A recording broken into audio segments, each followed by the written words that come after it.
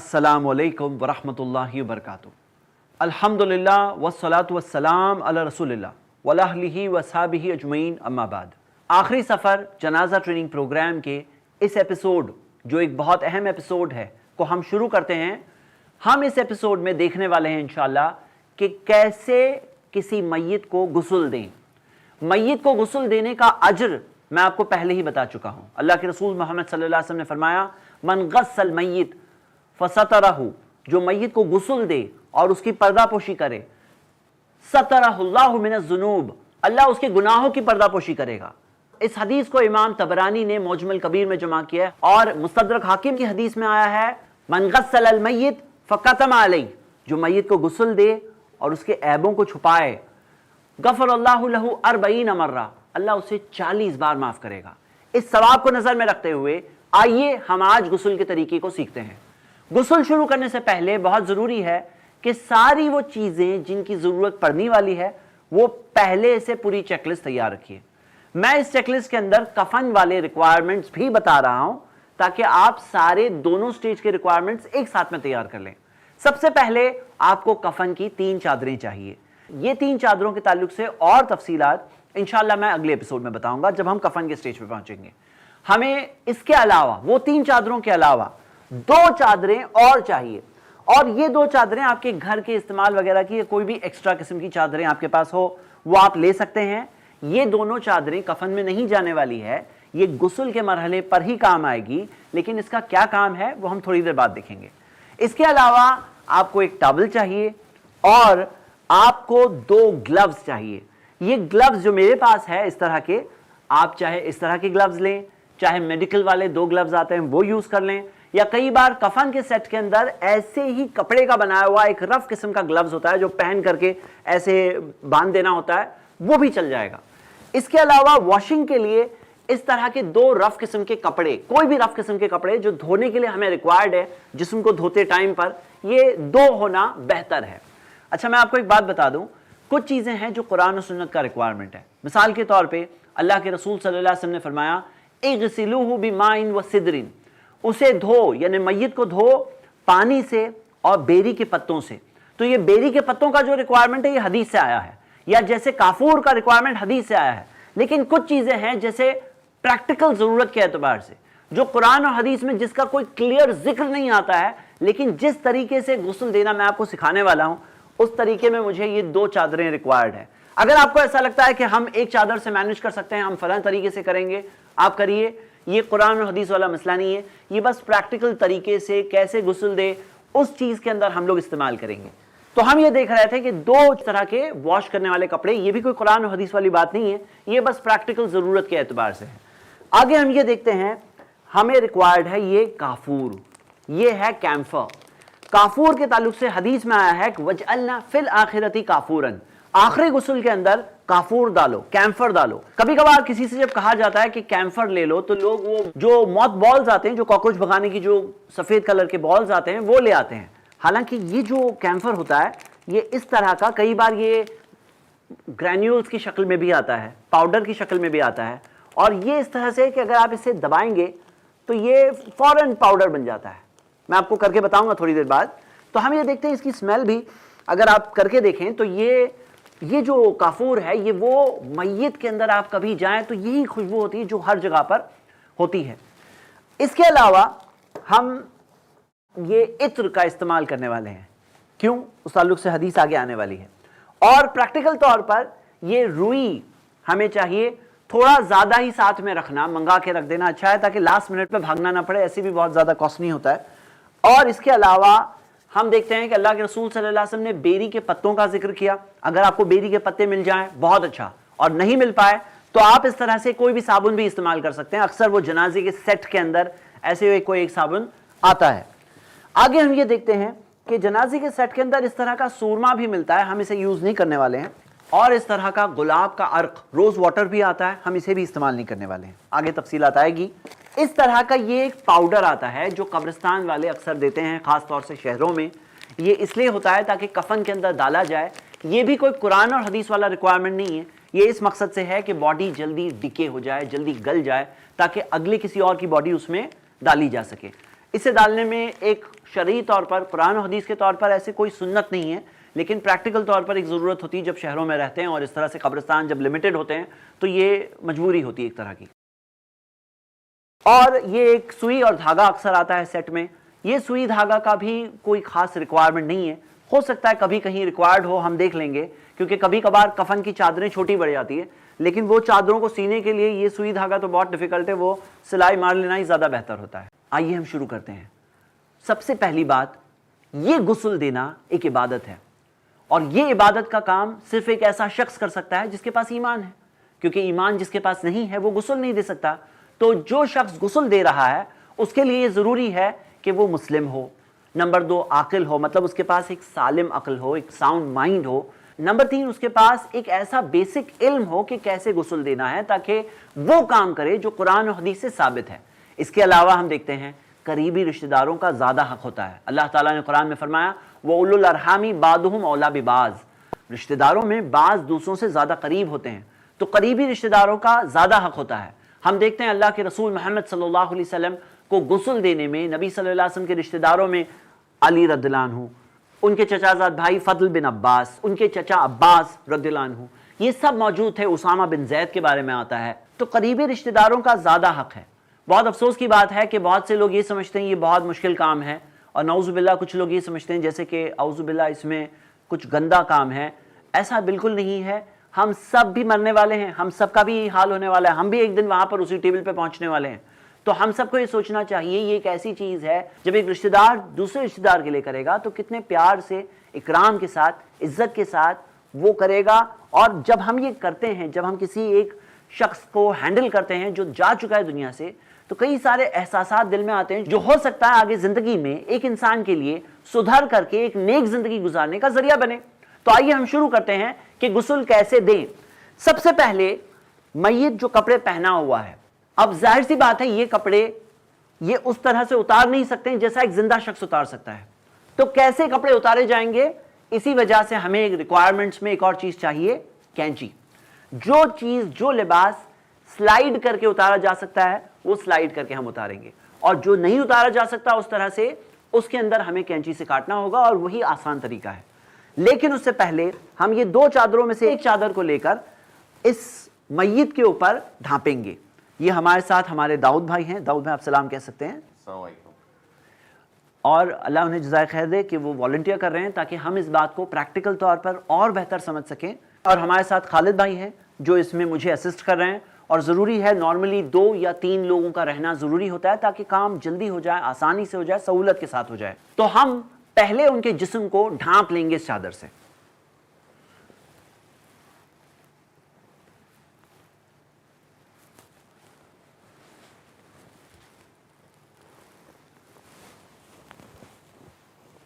ڈھانپتے time پر اس بات کا خیال رکھیں کہ چادر اتنی ایکسٹرا کم سے کم ہونی چاہیے کہ تھوڑا سا نیچے اتر رہی ہے۔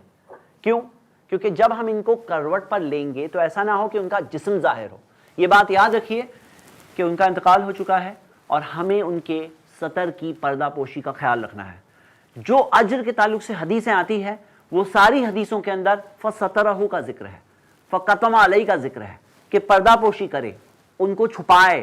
تو ہم دیکھتے ہیں یہ جو چھپانا یہ اسلام کا حصہ ہے، اسلام کے اندر حیا سکھائی گئی ہے، وہ حیا کا حصہ ہے۔ اور اللہ کے رسول محمد صلی اللہ علیہ وسلم نے فرمایا لا تکشف فخذک، اپنی ران کو ظاہر مت کرو، ولا تنظر الی فخذی حی ولا میت۔ اس حدیث میں آیا ہے کہ نبی صلی اللہ علیہ وسلم نے فرمایا کہ اپنی ران کو ظاہر نہ کرو اور نہ کسی زندہ یا مردے کی ران کی طرف دیکھو۔ آپ سوچو اور کہیں اور ہماری نظر جائے وہ ایک الگ بات، وہ ایک دور کی بات، وہاں نہ جائے۔ یہاں تک آ کہ جو تھائی ایریا ہوتی ہے نا، جس کی اہمیت لوگ بہت زیادہ نہیں سمجھتے کئی بار، اس کی طرف بھی دیکھنے سے نبی صلی اللہ علیہ وسلم نے منع کیا، وضاحت کے ساتھ کہ میت کے بھی، کسی مردے کی بھی ران کی طرف بھی مت دیکھنا۔ ایک اور بات کا خیال رکھیے کہ جو چادر ہو وہ تھک ہونی چاہیے، کیونکہ جب ہم اس کے اوپر پانی ڈالیں گے تو وہ پانی ڈالنے کی وجہ سے کئی بار کئی چادریں پتلی اور ٹرانسپیرنٹ ہو جاتی ہیں۔ اس کے اندر ہم سب ایک بات کا خیال رکھیں کہ یہ جو ساری چیزیں جو میں نے ڈیمانسٹریشن کے ٹائم پر یہیں پہ رکھی ہے وہ یہاں نہیں رہیں گے، کیونکہ یہ پورا ٹیبل جو غسل کا یہ ٹیبل ہے پورا کا پورا گیلا ہونے والا ہے اور اس کے اوپر پورا پانی بہے گا۔ اور آپ دیکھیں گے اس طرح کے ٹیبلز اکثر مساجد میں اویلیبل ہوتے ہیں۔ اگر آپ کو ایسا ٹیبل مل گیا تو بہت ہی اچھا ہے، کیونکہ اس میں اس طرح کی ڈرینیج ایریا بھی ہوتی ہے اور نیچے لگانے کے لیے یہ پائپ بھی اکثر ساتھ میں آتا ہے ایکسٹینشن وغیرہ کے ساتھ، تاکہ آپ اسے اپنے نالے تک پہنچا دیں. اور اگر یہ پائپ ساتھ میں نہ آیا ہو تو آپ اس کے نیچے بالٹی بکٹ وغیرہ رکھ کے اسے بار بار ایمٹی کر سکتے ہیں، تو سہولت ہو جاتی ہے.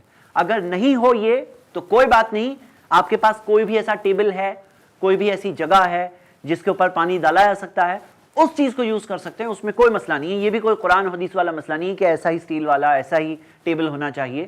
یہ کیسا بھی ٹیبل یوز ہو سکتا ہے، اس میں کوئی مسئلہ نہیں ہے. تو ہم غسل کو سٹارٹ کرتے ہیں. فرسٹ سٹیج، ہم ان کے لباس کو اتاریں گے. لباس اتارنے کا طریقہ کیا ہوگا؟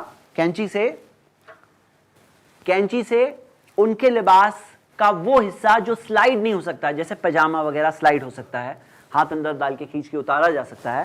اور اگر نہیں ہو تو کوئی چیز کے لیے آپ ہاتھ اندر ڈال کر کے کاٹ سکتے ہیں، لیکن خیال یہ رکھیں گے کہ ان کا سطر ظاہر نہ ہو. تو آپ یہ اس طرح سے کٹ کر لیں گے. میں امید کرتا ہوں کہ آپ بات سمجھ گئے ہیں. سیکنڈ سٹیج، دوسرے سٹیج پر انسانی جسم کے اندر جب اس کا انتقال ہوتا ہے تو کئی بار کچھ غلاظتیں باقی رہ جاتی ہیں، پیشاب پاخانہ باقی رہ جاتی ہے، اور کئی بار ایسا بھی ہوتا ہے کہ کوئی غیر مناسب وقت پر وہ خارج بھی ہو جاتی ہے جب جسم کو اٹھا کے لے جا رہے ہیں. اسی وجہ سے نارملی سیکنڈ سٹیپ یہ ہوتا ہے کہ وہ غلاظت کو خارج کرنا، مطلب وہ گندی چیز جو باقی رہ گئی جسم میں اسے خارج کرنا. تو خارج کرنے کے لیے کس طرح سے کیا جاتا ہے میں آپ کو بتا رہا ہوں. اس کا طریقہ، آسان طریقہ یہی ہے کہ ایک ہاتھ سے آپ ان کے جسم کو اٹھائیں گے اور دوسرے ہاتھ کو اس طرح سے ان کے پیٹ پر دبا کر کے اس طرح سے کوئی اندر کی غلاظت ہے وہ خارج کریں گے. اس چیز میں کچھ لوگ ہیں بہت زیادہ کرتے ہیں، بہت زیادہ کرنے کی ضرورت نہیں ہے، تھوڑا بھی کر لیے تو کوئی اگر غلاظت اندر ہے تو خارج ہو جائے گی، اور یہ ہمارا یہ سٹیج پورا ہو گیا. یہ سٹیج کے اندر اب ہم یہ کریں گے کہ گلوز پہنیں گے. نارملی اگر دونوں پہن لیں، دونوں کے پاس دو ہے، ویل اینڈ گڈ، نہیں تو ایک ایک شیئر کر سکتے ہیں. تو گلو پہن کر کے اب یہ واشنگ کا کپڑا، ایک کپڑا یہ ٹوائلٹ والا ریجن واش کرنے کے لیے ہے. تو کس طرح سے کریں گے؟ آپ پانی ڈالتے جائیے اور آگے کی طرف پیچھے اندر سے پانی ڈالیے. اور میں یہاں پر دیکھیے کیا ہوتا ہے، قاعدہ یہ ہوتا ہے کہ ہمارا ہاتھ ڈائریکٹ جسم پہ نہیں ٹچ کرے، ہمارا ہاتھ ڈائریکٹلی میت کے جسم پہ نہ آئے. یہی قاعدہ فالو کیا جاتا ہے نارملی. اسی وجہ سے کپڑا ہاتھ میں رکھا جاتا ہے. یہ کپڑا ٹچ ہوگا ان کے جسم کو، ہمارا ہاتھ نہیں ٹچ ہوگا. گلوز کے ساتھ بھی نہیں ٹچ ہوتا ہے. پانی ڈالتے جائیے اور ہم آگے کی طرف پہلے دھو رہے ہیں، پھر تھوڑا کروٹ کی طرف، کروٹ پہ لیجئے جی، اور پیچھے کی طرف پانی ڈالیے. یہ پانی ہمارا بس ڈیمانسٹریشن والا نقلی پانی ہے جو دکھائی نہیں دیتا ہے. اور پیچھے کی طرف آپ واش کر رہے ہیں، دھو رہے ہیں. آپ نے پیچھے کی طرف دھوئے اور یہ پانی ڈال رہے ہیں اسسٹنٹ. اسی وجہ سے 3 لوگ ہوں تو بہتر ہے. پیچھے دھو لیے اور آگے بھی دھو لیے. پانی ڈالیے جی، آگے پیچھے دونوں دھو لیا. اور دھونے کے بعد یہ ہمارا سیکنڈ سٹیج پار ہوا. نارملی یہ کپڑا، یہ میرا سجیشن ہے، یہ قرآن حدیث کا رول نہیں. یہ کپڑا کیونکہ ابھی ہم ٹوائلٹ والے ایریا کے لیے رکھے تھے، اسی لیے اسے اسی مقصد کے لیے سائڈ پہ رکھ دیتے ہیں. کبھی ایسا بھی ہوتا ہے کہ بعد میں پھر سے کوئی غلاظت خارج ہو تو یہی کپڑے کو اس کے لیے استعمال کریں گے. اب ہم سٹارٹ کرتے ہیں غسل. غسل کے اندر ہم دیکھتے ہیں کہ پہلا جو غسل ہوتا ہے اس کے اندر بیمائن و سدرین، پانی اور بیری کے پتوں کے بارے میں ذکر آتا ہے. تو بیری کے پتے اگر آپ کو مل رہے ہیں پانی میں ڈالیے، اور پانی تھوڑا گرم کیا جاتا ہے تاکہ وہ بیری کے پتوں کا اثر وہ پانی میں آ جائے، اور پھر اس پانی سے دھویا جاتا ہے. بیری کے پتوں کے اندر وہ کلیننگ ایفیکٹ ہوتا ہے، وہ صفائی والا ایفیکٹ ہوتا ہے. لیکن بیری کے پتے اگر آپ کو نہیں مل رہے ہیں کہیں پر شہر میں وغیرہ، آپ کے لیے مشکل ہے، تو آپ صابن استعمال کر سکتے ہیں، اس میں کوئی حرج نہیں ہے. تو ہم یہ دیکھ رہے ہیں کہ اس مرحلے میں ہم صابن سے واش کریں گے. اور اللہ کے رسول محمد صلی اللہ علیہ وسلم نے جو صحابہ کو سکھایا ہو بہو وہ حدیثیں ہمیں ملی ہے. صحیح بخاری کی حدیث ہے، ام عطیہ رضی اللہ عنہا نے نبی صلی اللہ علیہ وسلم کی بیٹی کو غسل دیا تھا، انہوں نے اور عورتوں نے مل کر. اور نبی صلی اللہ علیہ وسلم نے ان عورتوں کو جو بتایا، انہوں نے بتایا، ہمیں بیان کیا، وہ حدیثوں سے ہم کافی کچھ سیکھتے ہیں. تو نبی صلی اللہ علیہ وسلم نے کہا اغسلنا ثلاثن، 3 بار دھو، 3 بار، او خمسن، 5 بار. ایک اور روایت میں آتا ہے او سون، 7 بار. ایک حدیث میں آتا ہے اغسلنا وترن، تاک عدد دھونا، آڈ نمبر، یعنی 3 5 7 تاک عدد دھونا. تو ہم دیکھتے ہیں کہ یہ غسل جو دینا ہے اس میں قاعدہ کیا ہے، 3 بار غسل دینا سنت ہے.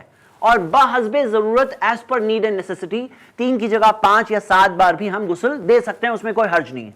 हाँ, एक बार गुस्ल देना मिनिमम, ये फर्ज है, ये लाजिम है। 3 बार देना मुस्तहब है, रेकमेंडेड है, सुन्नत है। तो हम स्टार्ट करते हैं पहला गुस्ल। हमारे पास या तो साबुन हो या तो बेरी के पत्ते वाला पानी हो। हम शुरू करते हैं, पहले जिस्म को हम गीला करेंगे, और ये चीज कोई मुश्किल चीज नहीं, क्योंकि हम सब गुस्ल लेते हैं। ये जो मैं बता रहा हूं ये कोई नई चीज नहीं है, कोई रॉकेट साइंस नहीं है। ये ऐसी चीज है जो हम करते हैं और हमें इनके लिए करना है जिनका इंतकाल हुआ है, हमें वो अजर मिलने वाला है, 40 गुनाह माफ होते हैं। एक शफकत वाली चीज है, एक नरमी वाली चीज है, इसमें कोई मुश्किल चीज नहीं है। अगर आप गौर करेंगे तो तकरीबन 19, 20, 18, 20 का फर्क है, बाकी सब तकरीबन सेम चीजें हैं। तो हम स्टार्ट करते हैं। अल्लाह के रसूल सल्लल्लाहु अलैहि वसल्लम ने फरमाया, और जो सहाबियात बताती हैं हमें, लेकिन ये गुस्ल देने से पहले हम देखते हैं नबी सल्लल्लाहु अलैहि वसल्लम ने उन सहाबियात को बताया जो उन्होंने हमें बताया। नबी सल्लल्लाहु अलैहि वसल्लम ने फरमाया, इब्दाना बिमयामिनिहा व मवादिल वुदुई मिनहा। सही बुखारी की हदीस है कि सीधी जानिब से शुरू करना और वुजू के आज़ा से शुरू करना, पार्ट्स ऑफ वुजू से। तो हम देखते हैं यहां पर क्या करना होगा। जो पार्ट्स ऑफ वुजू है, जो वुजू के आज़ा है, वहां से हम शुरू करेंगे। वुजू के आज़ा में हम सबसे पहले उनके हाथ को धोएंगे। उनके हाथ को लेकर पानी से हम धो रहे हैं, सीधा हाथ पहले, फिर उल्टा हाथ,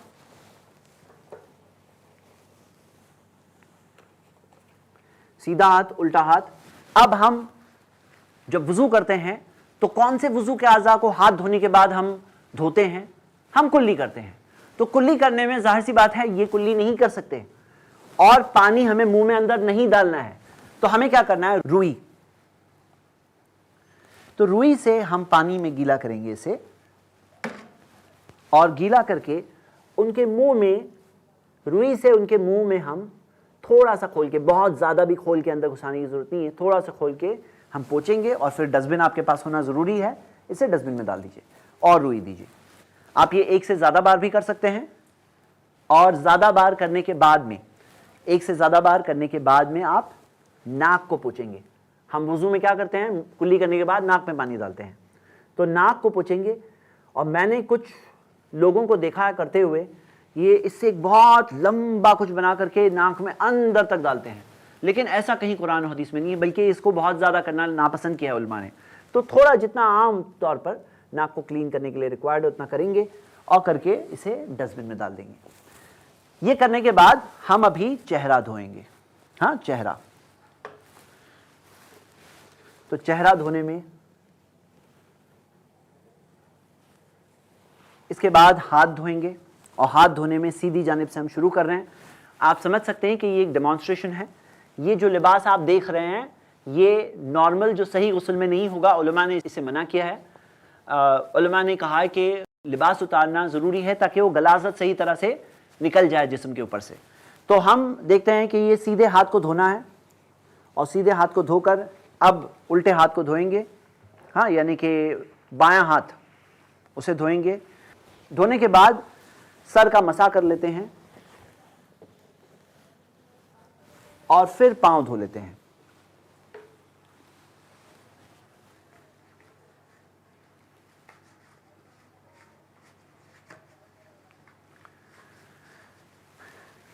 वुजू के आज़ा धोने के बाद हम सर धोते हैं। आमतौर पर नॉर्मली सर धोने के लिए लोग शैम्पू इस्तेमाल करते हैं। क्यों? ताकि बाल का टेक्सचर ख़राब ना हो। लेकिन इनका तो इंतकाल हो चुका है ना, तो इनके टेक्सचर का क्या मामला है? ये तो अभी कब्र में जाने वाले हैं। इसीलिए आमतौर पे मैयतों के लिए साबुन ही इस्तेमाल किया जाता है, उसमें कोई फ़र्क नहीं किया जाता। तो थो करके पानी दीजिए, जैसे हम नॉर्मली सर धोते हैं वही सर धो रहे हो आप। पहले गीला करेंगे बालों को, साबुन लगाएंगे और फिर वॉश करेंगे। हाँ, ये सिंपल सा प्रोसीजर है। आप वुजू के आज़ाद हो चुके हैं, आप सर धो चुके हैं। अब हम आगे बढ़ते हैं गुस्ल को आगे बढ़ाने। और जैसा कि आया कि 3 बार धोना हमें मिलता है, तो 3 बार धोने में फर्स्ट टाइम के अंदर हम वो पानी बेरी के पत्तों के साथ जो है उसे इस्तेमाल करेंगे या साबुन को इस्तेमाल करेंगे। तो हम जिस्म को गीला कर लेते हैं, पूरे जिस्म को। अभी तक हमने वुजू के आज़ाद हुए हैं, अब हम पूरे जिस्म को गीला कर लेते हैं, देते आइए। नॉर्मली ये होता है कि एक गुस्ल के लिए तकरीबन 3 बकेट पानी सफिशिएंट होता है नॉर्मली, लेकिन ये भी कोई कुरान और हदीस का रूल नहीं। आपको ऐसा लगता है कम या ज़्यादा चाहिए, आपके ऊपर है। अब हम शुरू करते हैं साबुन लगाना। इसमें एक गलती लोग करते हैं, वो गलती आप याद रखिए। غلطی یہ ہے کہ آدھا اور آدھا ملا کر کتنا ہوتا ہے؟ ہاف اور ہاف ملا کے کتنا ہوتا ہے؟ ایک ہوتا ہے. ہاف اور ہاف ملا کر کے 2 نہیں ہوتا ہے. یعنی کیا؟ ہم جب دھوتے ہیں نا تو ہم یہ آدھا دھوئیں گے، پھر وہ آدھا دھوئیں گے، اور اسے لوگ 1 اور 2 کاؤنٹ کر لیتے ہیں کہ یہ 1 ہو گیا وہ 2 ہو گیا، جبکہ آدھا اور آدھا ملا کر کے 1 ہوتا ہے. تو ہم شروع کرتے ہیں. آپ صابن لگا سکتے ہیں، جسم گیلا ہو چکا ہے. آپ بھی لگا لیجیے وہاں سے.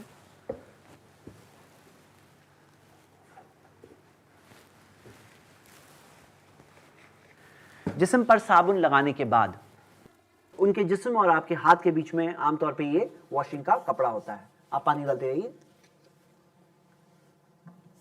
اندر سے، یہاں سے. جی، ہم نے آگے کی طرف دھویا سیدھی سائیڈ، اور سیدھی میں ان کی رائٹ سائیڈ. اب تھوڑا سا کروٹ پہ لے لیتے ہیں ان کو، تھوڑا سا کروٹ پہ لے لیجئے تاکہ بیک سائیڈ کو ہم کر لیں. ابھی یہ کروٹ پہ لیتے ٹائم پر یہ خیال رکھنا ہے کہ چادر لمبی ہو تاکہ ان کا سطر ظاہر نہ ہو.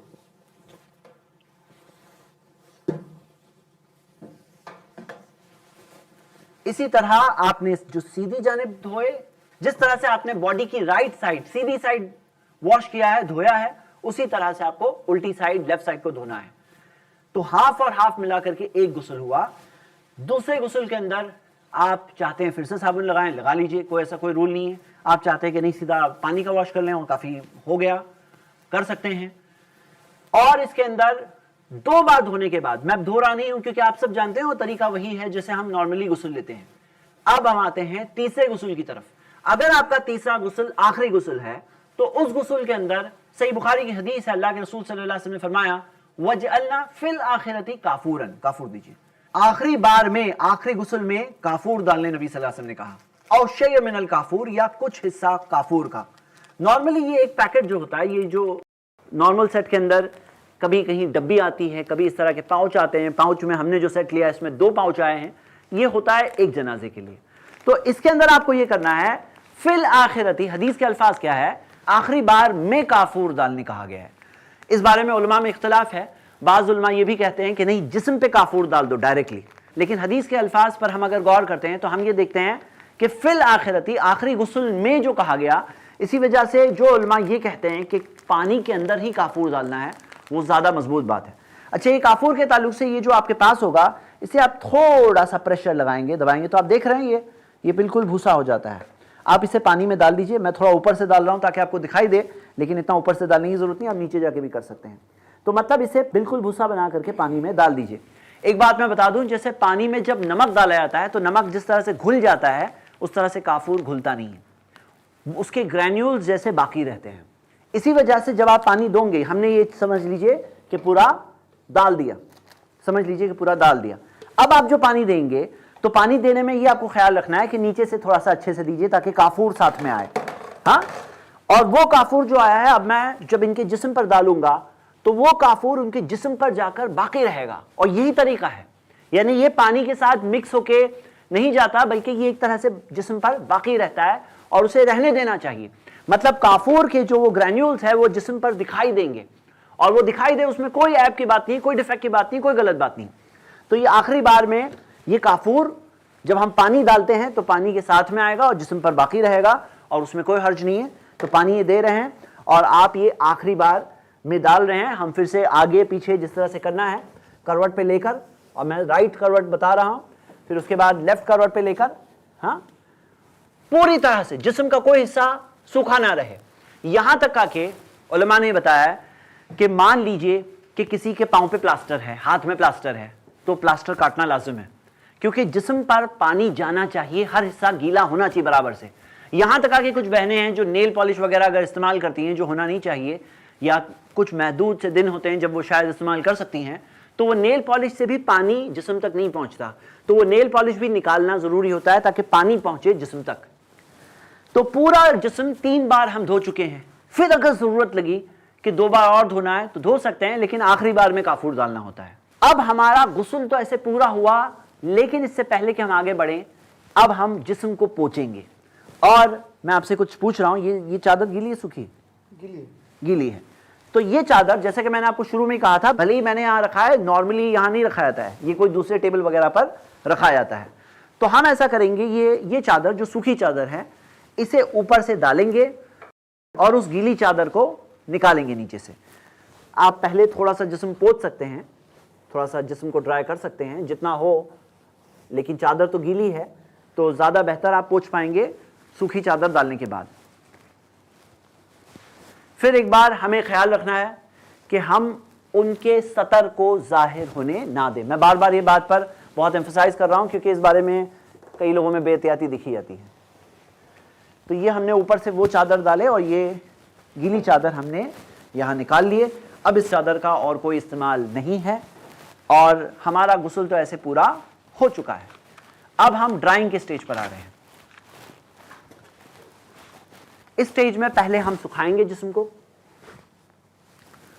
پوچھتے ٹائم پر یہ بات کا خیال رکھیں کہ بہت زیادہ رف طریقے سے رب نہ کریں. اور دوسری چیز ہم یہ کریں گے، سکھائیے، دوسری چیز ہم یہ کریں گے کہ عورتوں کے لیے خصوصی طور پر، مردوں کے لیے نہیں، عورتوں کے لیے ان کے بالوں کی کنگھی کی جاتی ہے. مشتنہا، وہ صحابیات نے کہا مشتنہا، ہم نے کنگھی کی، صحیح مسلم کی حدیث ہے. ثلاثۃ قرون، ہم نے 3 چوٹیاں بنائی. جیسے ہم دیکھتے ہیں کئی سکولز میں یونیفارم ہوتا ہے 2 چوٹیاں ہوتی ہے، لیکن جنازے کا عورتوں کے لیے یونیفارم یہ ہے کہ 3 چوٹیاں ہوتی ہے، 2 جانب سے اور ایک بیچ کے بالوں سے 3 چوٹیاں بنائی جاتی ہے.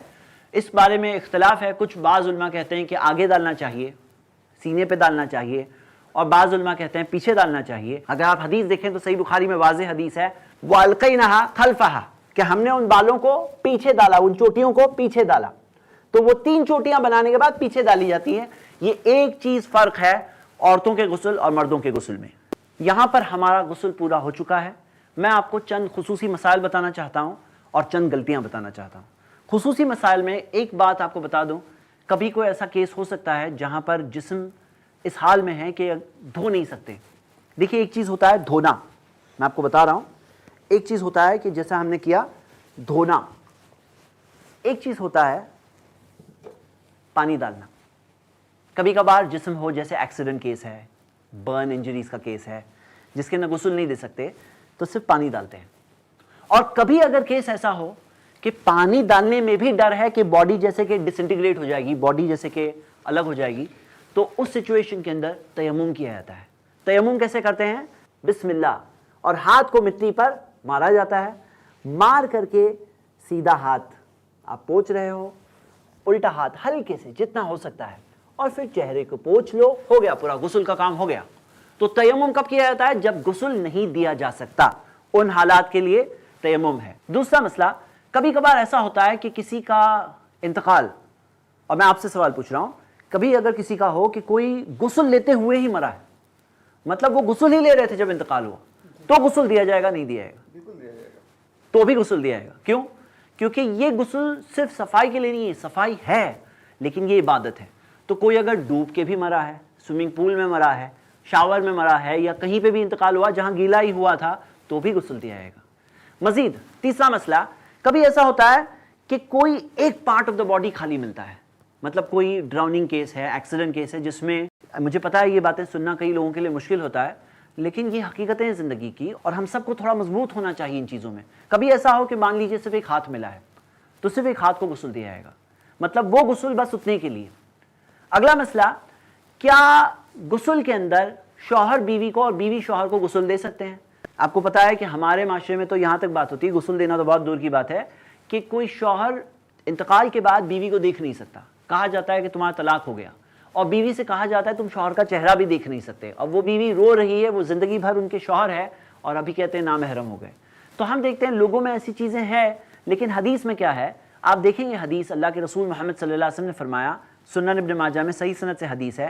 نبی صلی اللہ علیہ وسلم نے ماں عائشہ رضی اللہ عنہا سے کہا، لو متی قبلی، اگر تم مجھ سے پہلے مر گئی، تمہارا انتقال اگر مجھ سے پہلے ہو گیا، غسلتکی، میں یقیناً تمہیں غسل دوں گا، وکفنتکی، میں تمہیں کفن پہناؤں گا، ثم قمت علیکی، میں کھڑے ہو کے تمہارے لیے جنازے کی نماز پڑھاؤں گا، اور ایک اور حدیث میں آتا ہے میں تمہیں دفن کروں گا. تو ہم دیکھتے ہیں کہ یہاں سے یہ بات ثابت ہوتی ہے کہ اللہ کے رسول صلی اللہ علیہ وسلم نے جو ماں عائشہ سے کہا، تو ہم دیکھتے ہیں اس حدیث سے یہ بات ثابت ہوتی ہے کہ ایک شوہر اپنی بیوی کو غسل دے سکتا ہے. اور ہمارے پاس مثال ہے کہ فاطمہ رضی اللہ عنہا نے یہ وصیت کی تھی کہ ان کے شوہر علی رضی اللہ عنہ وہ غسل دے، اور صحابہ میں سے کسی نے اعتراض نہیں لیا.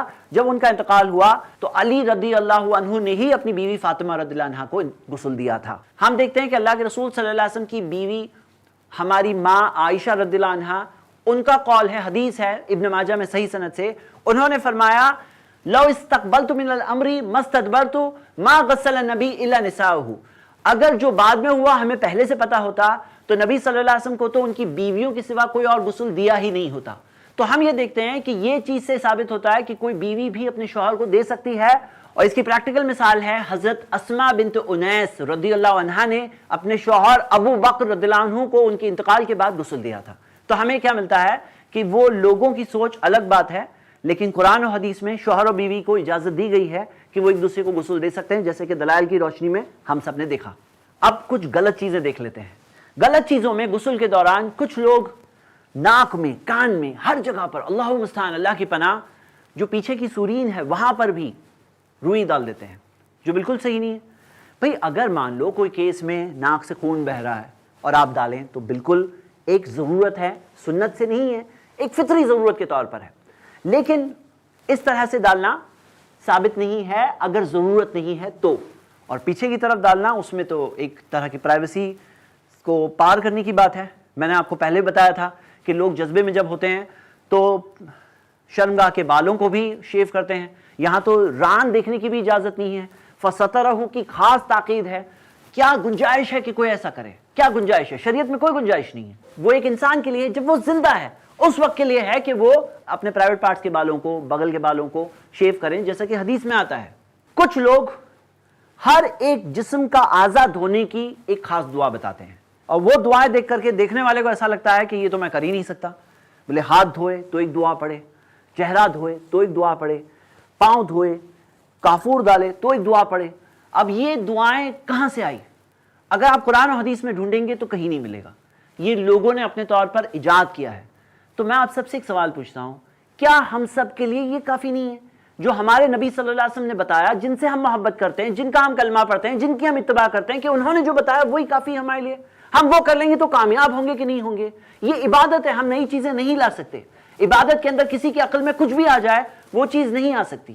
ایک غلطی لوگ یہ بھی کرتے ہیں کہ لوگ یہ سمجھتے ہیں کہ غسل دیتے وقت قبلہ رخ ہونا ضروری ہے، یعنی کہ ہمارا جو ٹیبل ہے وہ کسی طرح سے قبلہ رخ ہونا چاہیے.